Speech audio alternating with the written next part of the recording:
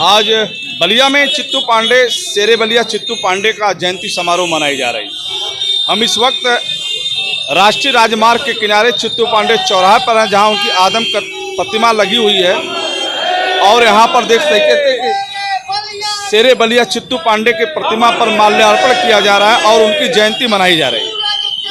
1942 की बात कर लें, जब 1942 में देश में सबसे पहले अगर कोई जिला आज़ाद हुआ है तो बलिया, और वही शेरे बलिया चित्तू पांडे ने अंग्रेजों से लोहा लेते हुए, अंग्रेजों से सामना करते हुए बलिया को आज़ाद कराया था और उस वक्त 14 दिनों तक के लिए बलिया आज़ाद रहा।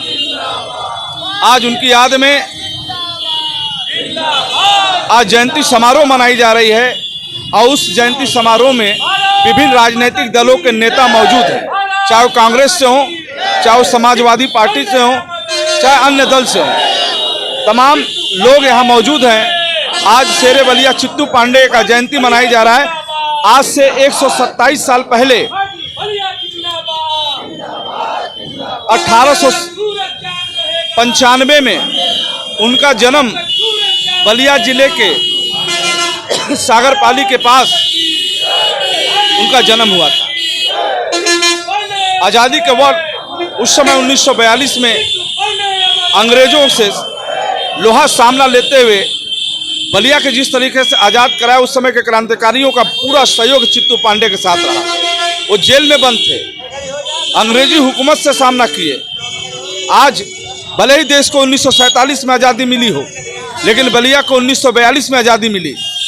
आज जिसके बाद जब बलिया 14 दिनों के लिए आज़ाद रहा, जिसने आज़ाद कराया, आज उन्हीं की याद में आज उनकी जयंती मनाई जा रही है। आदमकद प्रतिमा के पास चित्तू पांडे चौराहे के पास आप देख रहे हैं। आइए हम बात करते हैं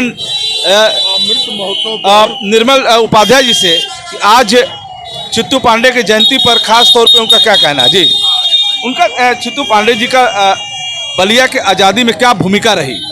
उनकी भूमिका ये रही कि जब पूरा बलिया घिर गया था स्वतंत्रता सेनानियों से, तो वहाँ का डीएम यहाँ का जाकर उनके जेल में मिला, कहा कि आप बलिया जल जाएगा, निकलिए बाहर। चित्तू पांडे ने कहा आज बलिया जलेगा, कल तुम्हारा लंदन जलेगा, हमको फिक्र नहीं है। तो उनके निर्णय मिलने के बाद लिखित हैंड ओवर टेक ओवर हुआ बलिया का प्रशासन और चित्तू पांडे यहाँ के कलेक्टर हुए। ट्रेजरी, थाना, डखाना, हर चीज़ की चाबी चित्तू पांडे के पास आ गई। आज अमृत महोत्सव मना रहा है पूरा राष्ट्र। ये दुख के साथ कहना पड़ रहा है कि बलिया, सतारा और मेदिनीपुर को विशेष कार्यक्रम देना चाहिए देश और प्रदेश की सरकार को, किंतु नाली नापदान और सड़क मरम्मत करके अमृत महोत्सव नहीं मनाया जा सकता। अमृत महोत्सव मनाने का एकमात्र है कि बलिया को कोई बड़ा से बड़ा उद्योग दें, धंधा दें, बलिया के नौजवानों को उसमें रोजगार मिले। यही आज मैं कहना चाहता हूं।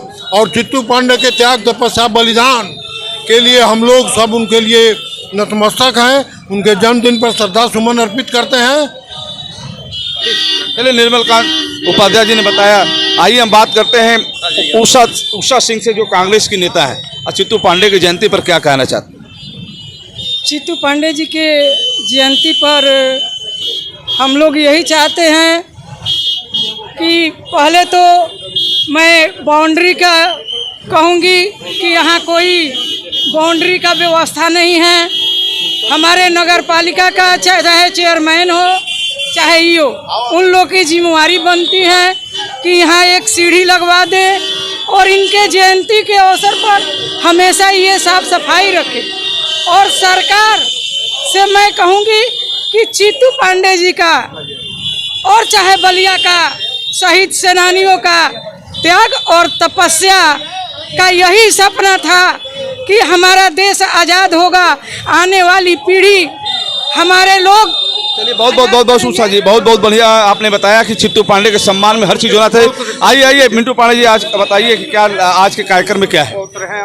आज हमारे बाबा परम श्रद्धेय शेरे बलिया से चित्तू पांडे जी की 127वीं जयंती के शुभ अवसर पर हमारे इस जनपद के जितने भी विभिन्न संगठनों, राजनीतिक, सामाजिक, कर्मचारी, छात्र नेता, सभी दल से जुड़े लोग आ जाए और बाबा को पुष्पांजलि अर्पित किए और नमन किए कि उस महान आत्मा के बदौलत बलिया जो 1942 में ही आज़ाद हो गया, 14 दिन अपना शासन रहा, हम ऐसे महापुरुष को आज नमन करते हैं। आज देख सकते हैं कि आज़ादी का महत्व किस तरह से आप महसूस करते हैं। आज जैसे आप खुले चमन में सांस ले सकते हैं, उस समय गुलामी थी और कितनी ही मेहनत की लड़ाई के बाद वो आज़ादी की लड़ाई मिली, वो सुनहरा पल वो स्वर्णाक्षरों में दर्ज है, जिसकी बराबरी, जिसका हम लोग मूल्य जीवन में कभी चुका नहीं सकते। हाँ, इतना जरूर कर सकते हैं उनके बताए रास्तों पर चलकर, और बलिया को नहीं पूरे भारत को एक नया आयाम देने की कोशिश और प्रयास रहेगा। चलिए, बहुत बहुत धन्यवाद।